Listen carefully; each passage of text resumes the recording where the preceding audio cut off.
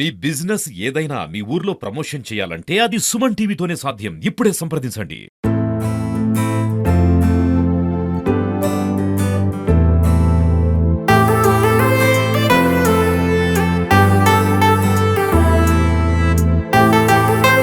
నమస్తే, welcome to Suman TV Chittoor district CSI saint Luke Telugu చర్చ్లో అయితే ప్రజెంట్ మనం ఉన్నాము. ముందస్తు క్రిస్మస్ వేడుకలు అయితే ఇప్పుడే ఆరంభమైపోయింది. ఒకసారి లోపలికి వెళ్దాం, అసలు ఎలా చేస్తున్నారని కూడా ఫాదర్ని అడిగి మాటల్లో తెలుసుకుందాం రండి.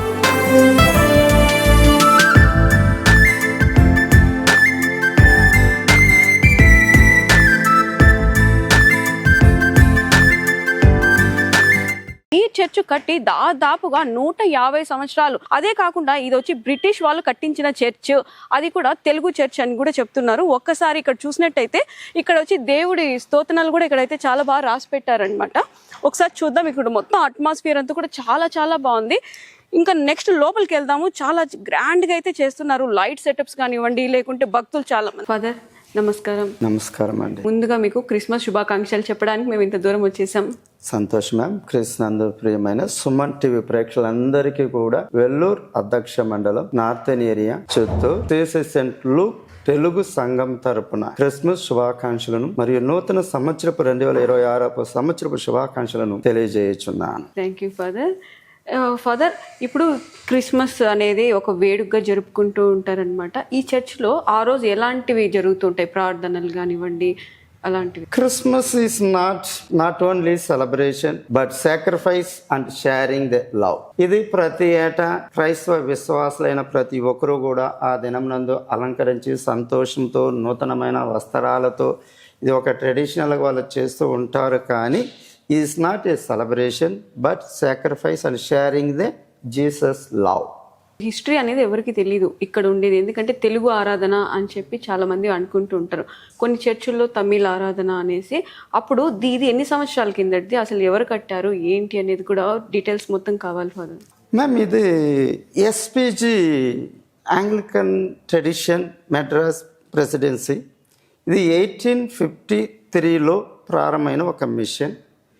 వారు తరచుగా ఇక్కడ రావడానికి, మెడ్రాస్ నుంచి రావడానికి 3 రోజులు అయినది వాళ్ళు చేస్తుండేదానికి. ఇది బేస్డ్ వెల్లూరులో ఆర్మీ రెజిమెంట్ చెప్పి వాళ్ళ ఆఫీసర్స్ వర్షిప్ చేయడానికి ఇది ప్రారంభించబడింది. చిత్తూరు డిస్టిక్గా ఉన్నది. ఇక్కడ ఉన్న సివిల్ ఆఫీసర్స్తో పాటు ఇక్కడ ఇంగ్లీష్ ఆరాధనలు జరుపుకుంటున్న కాలాలలో ఆ తర్వాత లెటర్ ఇది AAM American Arcot mission Scudder ఫ్యామిలీకి ఇది ఇవ్వడం జరిగినది. ఆ తర్వాత ఇది letter on Vellore mission Tamil ఫీల్డ్లో కూడా ఇది కొనసాగించడం ఆర్మీ 1954. మరలా 1860 పలమనేర్, పొంగునూరు ఇటువంటి మదనపల్లి ప్రాంతాలలో కూడా నేటి దినంలో హైదరాబాద్, నంద్యాలలో కూడా ఈ ఎస్పీచ్ బ్యాక్గ్రౌండ్ నేటికి జరుగుతున్నాయి. ఈ ట్రెడిషన్లు ఉంటున్నాయి. కానీ ఇది చర్చ్ ఆఫ్ సౌత్ ఇండియాలో వెల్లూరు అధ్యక్ష మండలంలో ఉంటూ ఇది నార్థన్ ఏరియాలో ఇది మొట్టమొదటి ఈ సంఘం ఒక చిన్న సంఘంగా ప్రారంభింపబడినది. ఎందుకంటే ప్రతి ఒక్కరికి ఇది చెప్పుకుంటూ లేటర్ దీనిని బేస్ చేసుకుంటూ చిన్న సంఘాలను తయారు చేసుకుంటూ ఇందు నిమిత్తం మరల తమిళ సంఘాల చుట్టుపక్కలలో ఇది తమిళనాడు నుండి ఆంధ్ర విడినందువలన తమిళ సంఘాలు ప్రారంభం జరిగింది. కానీ ఇంగ్లీష్ నుండి తెలుగు నుండి తర్వాత తమిళ నుండి ఇవన్నీ ఇక్కడే జరుగుతూ ఉంది అన్నమాట. తర్వాతనే మాదా బీటీ చర్చ్, ఇది నేటి దినాలు టౌన్ చర్చ్ అంటున్నారు అన్నమాట. ఇప్పుడు ఈ బైబిల్లో చాలా వాక్యాలు చెప్పుంటారు కదా మీరు. ఒకే ఒక్క వాక్యము చాలా మందిని కదిలించాలి, అలాంటి వాక్యం ఏదైనా ఉందా? ఎప్పుడుగానే దేవుడైన యెహోవా చెప్పిన మాట, ఆమె యొక్క కుమారుని కనుక తన ప్రజలను వారి పాపముల నుండి ఆయనే రక్షించును గనక ఆయనకే యేసు అని పేరు పెట్టుదువు.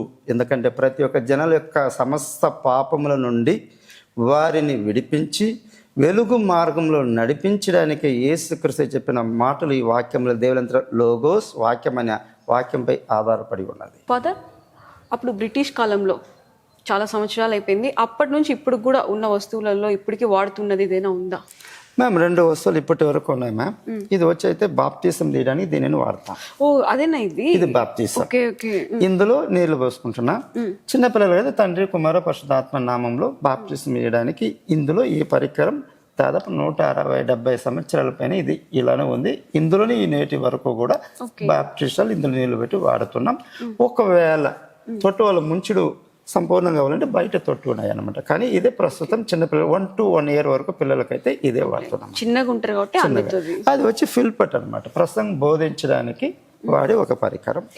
అక్కడ కూడా రండి బైబిల్లో ఉన్న వాక్యంలోని జనాలు చుట్టూ కూర్చుంటే వారికి బోధించేవారు, వాళ్ళకి అందుబాటులో కనబడడానికి అందరూ చుట్టూ కూర్చుంటే వారికి దేవుని ఉన్న బైబిల్ ఉన్న వాక్యాలను వాళ్ళకి ఎత్తి బోధించేదానికి ఈ ఫిల్పట్, ఇది సునగోగల ఆ కాలం నుండి బైబిల్ యేసు ప్రభుల కాలం నుండి వాడి ఆ ట్రెడిషనల్గా ఇది ప్రతి ఒక్క సంఘంలో కూడా ఇది మిషనరీలు కట్టబడింది అనమాట. ఇప్పుడైతే మంచిగా ఈ కాలంలో మంచిగా ఫిల్పట్ టేక్వుడ్తో ఉంటుంది అనమాట. మ్యామ్ ఫ్రీ క్రిస్మస్ అంటే రేపు మేము చూసుకున్నట్లయితే సపోజ్ క్రిస్మస్ అని ఇందులో ఈ సంఘంలో అంటే చిన్న పిల్లల నుండి పెద్దవారి వరకు ఉంటుంది అనమాట. Sunday school, youth, women, mens with in fellowship. ఇది సపోజ్ క్రిస్మస్ కొనియాడడం కాదు, ఆ యొక్క నీతి బోధలను ప్రతి తరాలకు వస్తున్న తరాలకు నేర్పిస్తాం. వాటిని మర్చిపోకుండా గుర్తు చేసుకుంటూ మారల్ ఎథిక్స్తో పిల్లలు క్రైస్తవ యొక్క జీవితంతో ఎదగాలని ఈ సాంప్రదాయ ట్రెడిషన్ ప్రతి ఒక్కటి కూడా వాళ్ళకి నేర్పించి ఒకటి. ఇందులో సంతోషం, ఆనందం, సహవాసం. ఇది క్రిస్మస్ అనేది అందరూ కూడా ఒక సంతోషం అన్నమాట. ప్రార్థనలు కానీ అన్ని వింటూ ఉంటారు. ఒక్కసారి వాళ్ళ కోసం ఒకసారి మీరు ప్రార్థన చేసేద్దాం, అందరూ బాగుండాలి అనేసి. ఇప్పుడా? ఓకే. వీడియో చూడండి. మన ప్రభువైన యేసుక్రీస్తు యొక్క కృపయు, దేవుని యొక్క ప్రేమయు, పరిశుద్ధాత్మ యొక్క సహవాస సమాధానం మన అందరితో ఇప్పుడు సదాకాలం తోడై ఉండును గాక. ఆమేన్. Thank you ma'am.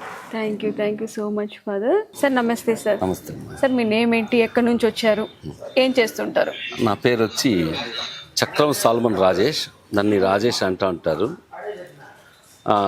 మేము చిత్తూరులోనే పుట్టి చిత్తూరులోనే పెరిగి నాకు ఊహ తెలిసినప్పటి నుంచి ఈ యొక్క ఆలయానికి వస్తున్నాం. దీనికి మా తాతల కాలం నుంచి ఈ యొక్క ఆలయము నిర్మించబడింది. చిత్తూరులో ఎక్కువ ఓల్డెస్ట్ చర్చ్ ఏదంటే మన CSI Saint Luke's church. Pastor గారు ఫాదర్ ఉన్నారు కదా, ఆ సార్ గురించి ఒక మంచి మాట. మా పాస్టర్ గారు 3 సంవత్సరాలుగా, ఇప్పుడు ఈయన ఐజేకన్ గారు, దానికి ముందు ఇంకొక పాస్టర్ 5 years వన్స్ వీళ్ళు మారుతుంటారు పాస్టర్స్. కాబట్టి వాళ్ళకి నివాసం అంతా ఈ యొక్క కాంపౌండ్లోనే ఏర్పాటు చేసి ఉంటాం. కాబట్టి ప్రతి ఈ యొక్క సిఎస్ఐ వేలూరు డయాసిస్ నందు తెలుగు పాస్టర్స్ కొంతమందే ఉంటున్నారు ఇప్పుడు ప్రజెంట్.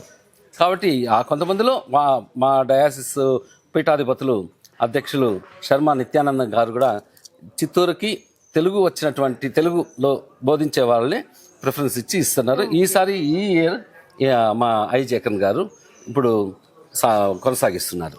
ఓకే అండి, థ్యాంక్ యూ. నమస్తే సార్. నమస్తే అండి. నమస్తే మేడం. సార్, ఎలా ఉన్నారు? బాగున్నాం మేడం. సార్, మీ పేరేంటి, ఎక్కడి నుంచి వచ్చారు? మేడం, నా పేరు డి రాజశేఖర్. నేను చిత్తూరు వాస్తవాన్ని సిఎస్ఐ సెయింట్ లూక్స్ తెలుగు చర్చిలో రెవరెండ్ ఐ జైకరన్ గురువుల వారు ప్రెసిబిటర్గా అంటే పాస్టర్గా 2.5 సంవత్సరంగా పనిచేస్తున్నారు. ఇక్కడ దాదాపు 150 కుటుంబాల వారు ఈ ఉమ్మడి ఆంధ్రప్రదేశ్ రాష్ట్రం నుండి ఉద్యోగరీత్యా ప్రైవేట్, పబ్లిక్, గవర్నమెంట్ వారు ఉద్యోగరీతిగా ఇక్కడ వస్తారు. తెలుగు మాట్లాడే వారు అందరూ కూడా ప్రతి ఆదివారం ఆరాధనలో పాల్గొని ఇక్కడ దేవుని ఆరాధిస్తుంటారు.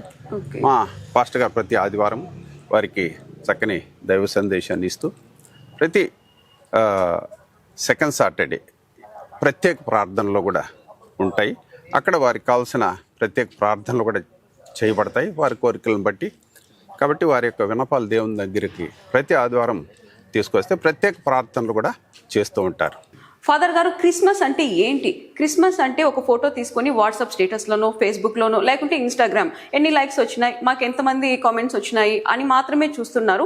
క్రిస్మస్ అంటే ఇప్పుడు చాలామంది పిల్లలు కూడా అస్సలు ఇంట్లో పేరెంట్స్ కూడా చెప్పట్లేదు. ఇప్పుడు మామూలుగా జీసస్ గొప్పదనం చెప్పాలంటే మాత్రం చర్చిలకు వస్తేనే ఫాదర్స్ ఏదైతే చెప్తూ ఉంటారో అది మాత్రమే వెళ్తూ ఉంటారు. కానీ పేరెంట్స్ బాధ్యత కూడా చాలా ఉంది. ఎందుకంటే జీసస్ ఒక గొప్పదనం చెప్పాలంటే కూడా క్రిస్మస్ అనేది మీ మాటల్లో చెప్పితే పిల్లలు కూడా వింటారు అని నేను ఇప్పుడైతే ఇక్కడికి వచ్చాను. క్రిస్మస్ అనేటువంటి మాటకు అర్థాన్ని మనం గ్రహిస్తే క్రైస్ట్ మాస్, క్రీస్తు యొక్క ఆరాధన.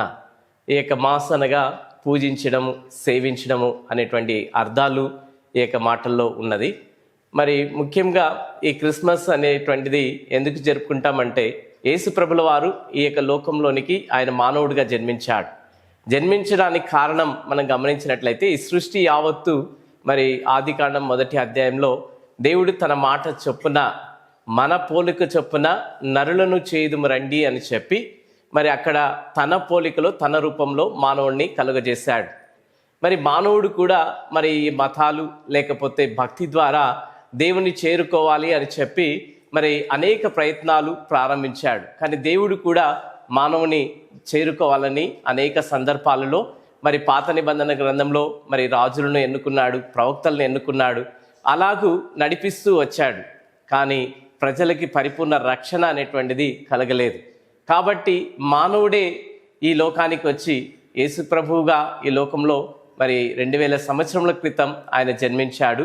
ఆ జన్మించిన దినాన్ని క్రిస్మస్గా మనం ఆరాధిస్తూ ఉన్నాం. ఆయన జన్మించిన దినమున మరి 3 జ్ఞానులు వివిధ ప్రాంతాల నుండి వారు వచ్చారు. వారు వారి యొక్క శాస్త్రాలు ఒక నక్షత్రాన్ని చూశారు. ఈ నక్షత్రం ఎందుకు జన్మించింది, ఉద్భవించింది అని చెప్పి వారు తమ యొక్క గ్రంథాల్లో వారు పరిశీలన చేసినప్పుడు వారికి కనబడినది ఒక రక్షకుడు జన్మించాడు, ఒక రాజు జన్మించాడు అని. వారు వివిధ ప్రాంతాల నుంచి 3 వేరే ప్రాంతాలకు చెందినటువంటి వారు వెతుక్కుంటూ ఆ దినాలలో ఉన్నటువంటి హేరోదు రాజు దగ్గరికి వచ్చి, యూదులకు రాజుగా పుట్టిన వాడు ఎక్కడున్నాడు, అతన్ని పూజించడానికి మేము వచ్చామని చెప్పారు. మరి ఆయన అక్కడ ఉన్నటువంటి మరి జ్ఞానులు కావచ్చు లేకపోతే పండితులు కావచ్చు వారందరిని పిలిచి వారి యొక్క గ్రంథాల్లో చూసినప్పుడు మరి యూదులను రక్షించడానికి రాజుగా మరి పుట్టినటువంటి వాడు పుట్టాడు అని వారు కూడా చెప్పినప్పుడు ఆయన అంటున్నాడు, మీరు వెళ్ళి పూజించి మీరు నాకు చెప్పండి, నేను కూడా వచ్చి పూజిస్తానని చెప్పి వారు చెప్పడం జరిగినది. ఆ దినమున 3 జ్ఞానులు మరి ఒకరు బంగారాన్ని తెచ్చారు, ఒకరు బోలమును తెచ్చారు, ఇంకొకరు సాంబ్రాన్ని తెచ్చారు. ఈ బంగారు దేనికి సూచన అని చూస్తే మరి రాజరికానికి సూచనగా ఉన్నది. వారు అనుకున్నారు ఇతనే రాజు అని చెప్పి ఆ బంగారుని తీసుకొని వచ్చారు. అలాగే సాంబ్రాణి మనం దేనికి వాడతామంటే పూజకి మనం ఉపయోగిస్తాం, పూజించడానికి. ఈయనే పూజార్హుడు, ఈ లోకానికి వచ్చాడు అని చెప్పి వారు పూజించడం కోసం వారు కానుకొని తెచ్చారు. ఈ బోలము దేనికి వాడుతారంటే మరి స్వస్థతకు, ఆరోగ్యాన్ని చేకూర్చేటువంటి వస్తువుగా.